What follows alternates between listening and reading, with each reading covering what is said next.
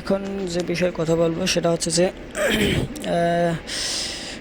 যে কোনো বিষয় একটা আমি যে যখন যে বিষয়টা আমি আর কি করব, জ্ঞান ধারণা করব, মানে আর কি আমি জানবো সেই বিষয়টাকে কেন্দ্র করে আমি আমার মতামত তুলে ধরবো। আর আর যে ওনারা মনে করেন যে বিভিন্ন চ্যানেল যে আমার রয়েছে ওই চ্যানেলগুলো চ্যানেলগুলোকে কেন্দ্র করে এক একটা বিষয় এক একটা ভিডিও নির্মাণ করব, মানে যে বিষয়টা আমি অজ্ঞ হব বা আমার জানা হবে সেই বিষয়। ধরেন একটা সিনেমা আমি দেখলাম, ওই সিনেমা সম্পর্কে আমি একটা ভিডিও আর কি তৈরি করে ওই সিনেমা রিলেটেড চ্যানেলে দেবো।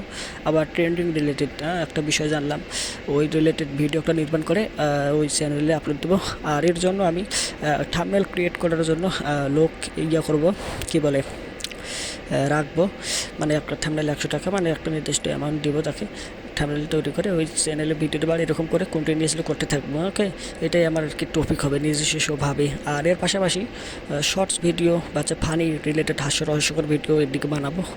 এদিকে ওভারঅল মনে করেন যে কন্টিনিউয়াসলি করতে থাকবে এইসব বিষয়বস্তুকে কেন্দ্র করে, কোনোভাবে হাল ছাড়বো না। ওকে, কারণ এখানে মনে করেন যে অনেক চেষ্টা করে যাচ্ছি অনেক বিষয়বস্তুকে কেন্দ্র করে, কিন্তু কোনো দিকেই সেরকমভাবে সফলতা হচ্ছে না।